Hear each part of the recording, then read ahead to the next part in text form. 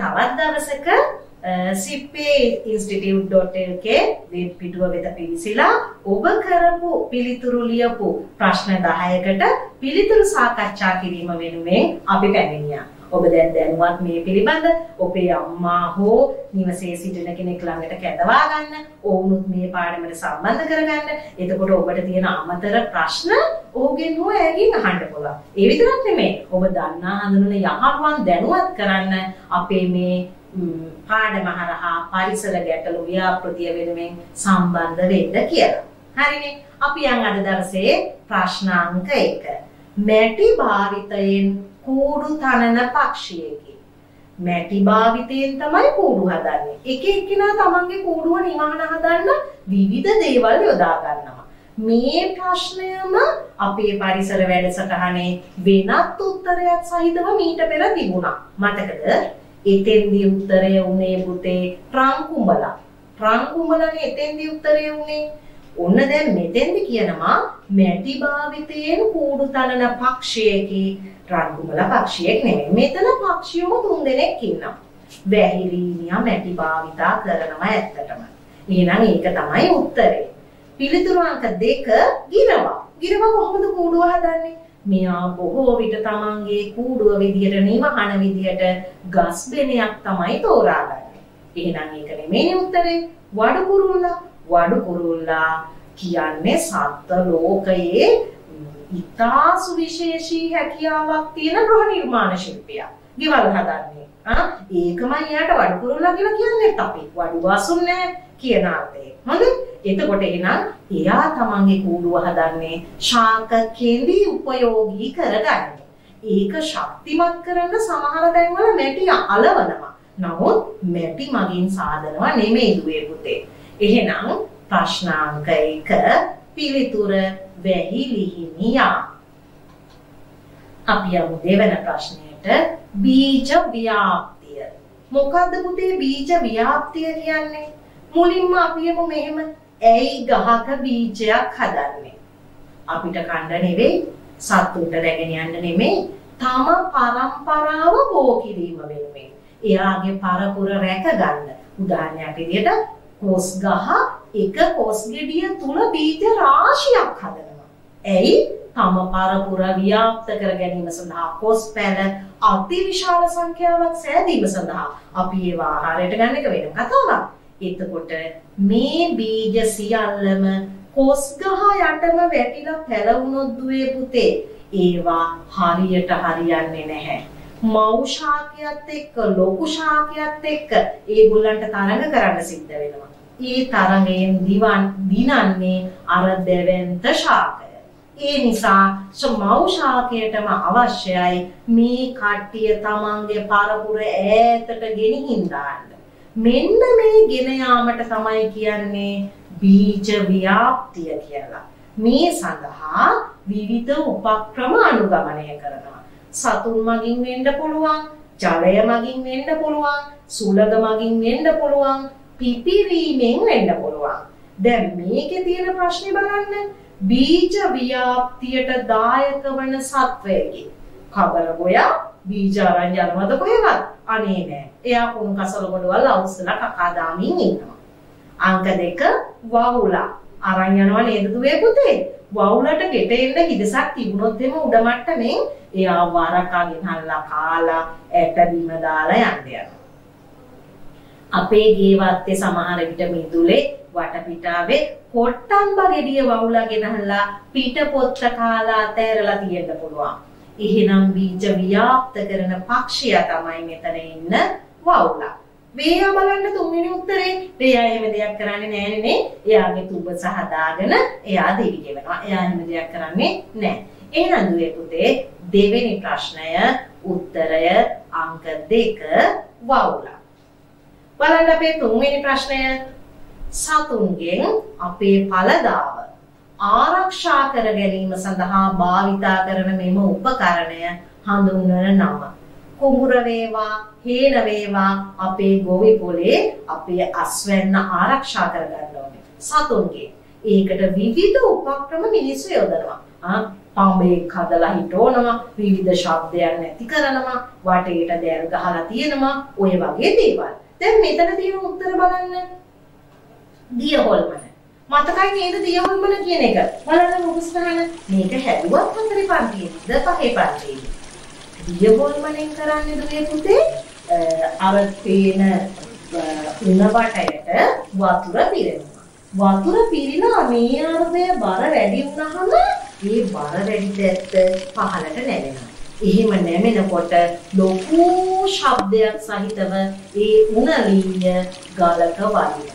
මේකට අපි කියනවා දිය හොල්මන. කුඹුරේ දිය පාරක් දිය කඩਿੱත්තක් පීලක් ආශ්‍රිතව මේක හදන්නේ. හරිනේ. අංක 2 බලන්න. ටකය. සමහර කෑ ගහන ළමයින්ටත් අපි කියනවා අපෝ ටකයක් වගේ. මොකද මේ කොච්චර කෑ ගහන්නේ කියලා. එහෙනම් මේ තියෙන්නේ පුතේ ටකය නේද? රඹුටන් ගහේ රඹුටන් ඉදෙන කාලෙට තාත්තා අයියා ටකයක් බැඳලා දෙන්න පුළුවන්. ටකේ වෙනුවට මේ රූපේ පේන එකම නෙමෙයි. නිකන් ටින් කැබලි ගොඩක් ගන්නත් පුළුවන් නේද? සැමන්ටින් නේද? මේක ලණුවෙන් යද්දා මේක ශබ්ද වෙනවා. සතුන් යනවා. මොකද්ද පුතේ මේ තුන්වෙනි උත්තරේ? අක්කුඩි ලෑල්ල. මේ අක්කුඩි ලෑල්ල ඔයගොල්ලෝ දැකලා තියෙනවා පාසලේදී ක්‍රීඩා තරඟ ආරම්භයට යොදා ගන්නවා. දැකලා ඇති මං හිතන්නේ. මීටර් 100 ධාවන තරඟය ආරම්භ කිරීම සඳහා ආරම්භ කරන පුද්ගලයා විසින් සර්සෙන් වෙන් ගෝ කියලා ගහනවා ලී පතුරු දෙකක්. ඒකත් අක්කුඩි ලෑල්ලක්ම තමයි. මේ කියන අක්කුඩි ලෑල්ල මෙහෙම ලී පතුරු දෙකක් සවි කරලා ගහක එල්ලලා තියෙනවා. හුලඟට මේ ලී පතුරු දෙක එකිනෙක වැදිලා ශබ්ද වෙනවා. එතකොට කුරුල්ලෝ පක්ෂීන් මේ ටික කණ්ඩායම් කට්ටිය යනවා. එහෙනම් ඒකත් මේ උපක්‍රමයක්මයි. හැබැයි පින්තූරේ තියෙන්නේ පුතේ අංක 2 ටකය. හොඳයි එහෙනම් අපි බලමු අපේ 4 වෙනි ප්‍රශ්නය. පහත රෝග අතරින් බෝවන රෝගයක් වන්නේ. අපි මේක කලින් දවසක සාකච්ඡා කරා. රෝග, බෝවන රෝග, බෝ නොවන රෝග කියලා දෙආකාරයයි. බෝවන රෝග සුලඟ මගින් බෝ වෙන්න පුළුවන්, ජලය මගින් බෝ වෙන්න පුළුවන්, යම් සතෙක් පොඩි සතෙක් මගින් බෝ වෙන්න පුළුවන්, එහෙම නැත්නම් ස්පර්ශයෙන් ගැනීමෙන් බෝ වෙන්න පුළුවන්. ඔය ආදී විදියට. එහෙනම් බලමු මොනවද මේ රෝගය කියලා. පිළිතුර අංක 1 දියවැඩියාව. කොහොමද පුතේ දියවැඩියාව හැදෙන්නේ? දියවැඩියාව හැදෙන්නේ බඩට අවශ්‍ය නැති තරම් කෑම කාලා. මොනවද කෑම? කාබෝහයිඩ්‍රේට්, පිටි සහ සීනි. ආහාරයට අරගෙන වැඩ කරන්නේ නැතුව, ශක්තිය වැය කරන්නේ නැතුව එක තැනම ඉන්නවා නම් එයාගේ ලේවල සීනි මට්ටම වැඩි වෙනවා. ඔන්න ඔය රෝගය දියවැඩියාව. දියවැඩියාව වැළඳෙන්න තව හේතු තියෙනවා පුතේ. නමුත් දැනට මෙහෙම ඉගෙන ගත්තාම ඇති. දියවැඩියාව බෝ වෙන්නේ නැහැ. දියවැඩියාව තියෙන කෙනෙක් කොච්චර ඇසුරු කරත් අනික් කෙනාට බෝ වීමක් සිදු වෙන්නේ නැහැ පුතේ. එහෙනම් බෝ නොවන රෝගයක්. පිළිතුරු අංක 2 ગેස්ට්‍රයිටිස්. ඔන්න අද කාලේ දූල පුතාලටත් වැළඳෙන සුලභ රෝගයක්. කොහොමද වැළඳෙන්නේ? කතා බහ කරමු. උදේට පාසල් යන්න නැගිට්ටාම කම්මැලිකමට අම්මා කවන්න හදපුවාම බත් කටක් කන්න කැමති වෙන්නෙම නැහැ. එක්ක කිරි එකක් බීලා දුවගෙන යනවා. එහෙනම නැත්තම් කිසිම දෙයක් නොකා පාසල වෙත යනවා. ඒ નિયમિત වේලාවට අපේ බඩ එහෙම නැත්තම් ආමාශය බලාපොරොත්තුෙන් ඉන්නවා ආහාරයක් එයි කියලා. බලාපොරොත්තුෙන් හිටියට ඕගොල්ලන්ගේ තියෙන කම්මැලිකමට බත් කෑවේ නැහැ. ඒක දන්නේ නැහනේ ආමාශය. එයා ජීර්ණ යුෂ කියලා දෙයක් ශ්‍රාවය කරනවා. දිගු කාලීනව මේක වෙනකොට දුවේ පුතේ ඒ යුෂ මගින් ඒ දියරය මගින් බඩවැල් ආමාශය ජීර්ණයටපත් වෙලා දිරවීමටපත් වෙලා තුවාල හදනවා. ඔහොම තුවාල හැදෙන්න කිට්ටු වෙනකොට අපිට රෝග ලක්ෂණ පෙන්නනවා. මොනවද රෝග ලක්ෂණ? බඩ දැවිලා ඉන්න බැරුව. ඇඟුල් රසට උගුරට එනවා. ඔන්න ગેස්ට්‍රයිටිස් වල රෝග ලක්ෂණ. මිනිස්සු කියන්නේ බඩේ ගෑස් කියලා. මේක තමයි මේ බඩේ ගෑස් කියන්නේ. gastritis. මූලික හේතුව નિયમિત වේලාවට ආහාර නොගැනීම. ඔන්න එහෙමනම් උදේට නොකයින් එපා. වේල් 3ම નિયમિત වේලාවට ආහාර ගත යුතුයි. හැබැයි කෙනෙකුගෙන් තව කෙනෙකුට බෝ වෙන්නේ නැහැ. අපේ නරක හැකියාවන් නරක චර්යාවන් නිසා තමයි වැරදෙන්නේ. තුන්වෙනි උත්තරේ බලන්න පැහැදිලිනේ. අපි මේ කොරෝනා වසංගත සමයේ තමයි මේ ඉන්නේ. කොරෝනා වසංගත සමය නිසා තමයි ඕගොල්ලෝ මේ ඔන්ලයින් එහෙම නැත්නම් මාර්ගගත අධ්‍යාපන ක්‍රමයට හුරු වුනේ. එහෙනම් හරිනේ උත්තරේ පහත රෝග අතරින් බෝ වන රෝගයක් වන්නේ පිළිතුරු අංක 3 කොරෝනා. අපි යමු එහෙනම් අපේ 5 වෙනි ප්‍රශ්නයට. ඇවිදින විදිය. දැන් ඔය මොකවත් හිතලා අපි ඇවිදිනවදනේ? ඇවිදීම. ඇවිදීමේදී පළමුව බිම ගෑවෙන්නේ පාදයේ මොන කොටස දානවා? පතුල. පතුල කිව්වහම පාදයේ යටි කොටස ඔක්කොමයි තියෙන්නේ. අංක 1 තියෙන්නේ විලුඹ. විලුඹද ඉස්සෙල්ලා හිටින්නේ. බලන්න කල්පනා කරලා. අංක 3 තියෙනවා ඇඟිලි තුඩු. ඇඟිලි තුඩු ඉස්සෙල්ලා තියෙනද පාදයේ තියන්නේ? නැහැනේ. පුතේ ඇවිදීමේදී පළමුව බිම ගැවෙන්නේ අපේ කකුලේ විලුඹ කොටස. එහෙනම් දුවේ පුතේ ප්‍රශ්න අංක 5 පිළිතුර අංක 1 විලුඹ. මොන දුවේ පුතේ? එහෙමනම් අපි බලමු 6 වෙනි ප්‍රශ්නය. පාදවල කුර නොමැති සත්වයා වන්නේ. කුර මේ ඇවිදින දිව යන දුවන පනින සතුන්ගේ පාද ශක්තිමත් වෙන්න පාදයේ යට කොටසේ පවතින වෙනත් අස්තිමය කොටසක් තමයි මේ කුරය කියලා කියන්නේ. දැන් මේ කුර තියෙන සතුන් අපි කුරචාරීන් කියලා හඳුන්වනවා. එතකොට බලමු මේ සත්තු ගැන බලලා. ගෙදර ඉන්නවනේ මෙයා. මෙයාගේ කකුලේ නෑ කුරයක්. මොන කුරයක්ද? පුළුන් කොටයක් වගේ එයාගේ පාදය. එහෙනම් උත්තරේ ඒකනේ. බලන්න දෙවෙනි උත්තරය ශීබ්‍ර. බලන්න ශීබ්‍රට මේ දිව යාම සඳහා ශක්තිමත් වෙන්න පාද කුර සහිතයි. තුන්වෙනි උත්තරය හරක. එයාගේ නම් කුර තියෙනවනේ අපි නිතර දැකලා තියෙනවනේ. එහෙනම් දුවේ පුතේ ප්‍රශ්න අංක 6 කුර නොමැති සත්වයා පිළිතුරු අංක 1 බලලා. ඔන්න අපි යනවා 7 වෙනි ප්‍රශ්නෙට.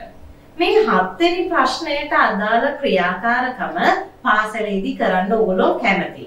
ගණිත විෂය යටතේ මේක කරනවා ලොකු පන්තිවලදී. ඔරිගාමි. ඔරිගාමි. මේ ඔරිගාමි කතන්දරය අපිට ලැබුණේ ජපානයෙන් සහ චීනයෙන්. ඔරිගාමි. මේකෙදි කරන්නේ කඩදාසි පාවිච්චි කරලා ඒවා විවිධ ක්‍රමවලට රටාවලට නමලා නිර්මාණයන් සිදු කරනවා. එහෙනම් උත්තරේ පැහැදිලිනේ. ඔරිගාමි නිර්මාණයක් යනු පිළිතුරු අංක 1 කඩදාසි නවා කරනු ලබන නිර්මාණයකි.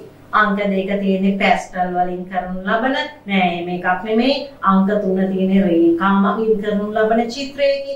මේකකුත් නෙමෙයි. එහෙනම් දුවේ පුතේ ප්‍රශ්න අංක 7 පිළිතුර අංක 1 කඩදාසි නවා කරනු ලබන නිර්මාණයකි. අපි යමු දැන් අපේ 8 වෙනි ප්‍රශ්නයට. අපි මේ උපකරණය ගැන කතා බහ කරලා යාවේ.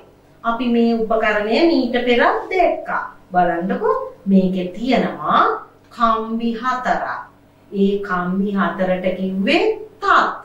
මේක වාදනය කරන්න බෝ එකක් පාවිච්චි කරා. කේන්දි සහිත දණ්ඩක් භාවිතා කරනවා. මොකද්ද මේ උපකරණය?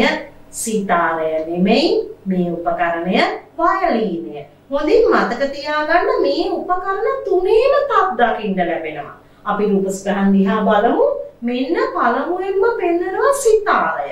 සිතාරයේ බඳ හුඟක් මහතයි. පැටකලියක් වගේ. බලන්න ඒ තමයි සිතාරය. වයලීනය අතේ තියාගෙන වාදනය කරන්නේ අර රූපයේ පහළ කොටසේ ඔයගලන්ට පේන්න තියෙනවා නිකට තබා ගන්න කොටසකුත් මේ තමයි වයලීනය. ගිටාරය බලන්න රූපස්ථාන ගිටාරය වාදනය කරන්නේ අතේ තියාගෙන මෙහෙම ඇඟිල්ලට යොදන ලද මූදුවකින් තමයි වාදනය කිරීම සිදු කරන්නේ. එහෙනම් තුනම තත් භාණ්ඩ මේ රූපස්ථානයේ පෙන්වුම් කරන්නේ පිළිතුරු අංක 2 වයලීනය. ඔන්න දැන් අපි එනවා අහපව් අපේ රටේ ජාතික වස්තුන් පිළිබඳ. අපි මීට පෙර දිනක කතා කරා ජාතික වෘක්ෂය. මේ කතා කරන්නේ ජාතික පුෂ්පය. ශ්‍රී ලංකාවේ ජාතික පුෂ්පය වන්නේ මේ කුමක්ද? ඔන්න ඕගලන්ට රූප සටහනක් දකින්න ලැබෙනවා. අපේ ජාතිය පිළිබඳ අපි දැනන් සිටිය යුතුයි. පළවෙනි උත්තරේ තියෙන්නේ නෙළුම් මල. ඒක නෙමෙයිනේ. ඕගොල්ලෝ මේ උත්තරේ දන්නවා. දෙවෙනි උත්තරේ නිල්මානෙල් මල. නිල්මානෙල් මල. ඕගොල්ලෝ පටලවන්න හිතාගෙන අංක 3 උත්තරේට දාලා තියෙනවා පුතේ නාමල. නාමල ජාතික වස්තුවක් නෙමෙයි. නමුත් නාගස ජාතික වස්තුවක්. නාගස තමයි අපේ ජාතික වෘක්ෂය. මේ අහන්නේ ජාතික පුෂ්පය. එහෙමනම් 9 වෙනි ප්‍රශ්නය පිළිතුර අංක 2 නිල් මහනෙල් මල. හරි. අපි උන්න පුතේ අද දවසේ අපේ අවසන් ප්‍රශ්නය 10 වෙනි ප්‍රශ්නය වෙත යනවා. පුලතිසිපුර. පුලතිසිපුරවරය කියලා කිව්වේ කොතෙන්ද? මේ නගරයේ ඉස්සර කාලේ හිටියලු කියලා ජනප්‍රවාදයක් තියෙනවා. මහා විද්වත් පුද්ගලයෙක් පුලස්ති සිටුතුමා කියලා. පුලස්ති සිටුවරයා. ඒ නමින් ඒ නගරය හැඳින්වුවා පුලතිසිපුර කියලා. එහෙනම් මොකද්ද පුතේ මේ පුලතිසිපුර කියන්නේ? පිළිතුරු අංක 1 පොළොන්නරුව. එහෙනම් ඔන්න අපේ 10 වෙනි ප්‍රශ්නය සඳහා පිළිතුර අංක 1 පොළොන්නරුව. හොඳයි පුතේ. ඔන්න අපි තවත් දවසක අපේ පරිසර ගැටළු වැඩසටහනේ ප්‍රශ්න 10ක් නිමා කරා. නැවත හෙට දිනයේදී අපි ඔබ හමුවට එනවා. ඊට පෙර ඔබ කැමති වෙලාවක පහසු වෙලාවක ප්‍රශ්න 10ට පිළිතුරු සපයා අප ඔබ වෙත එනතේ සූදානම්ව සිටින්න. ඔබට සුබ දවසක්.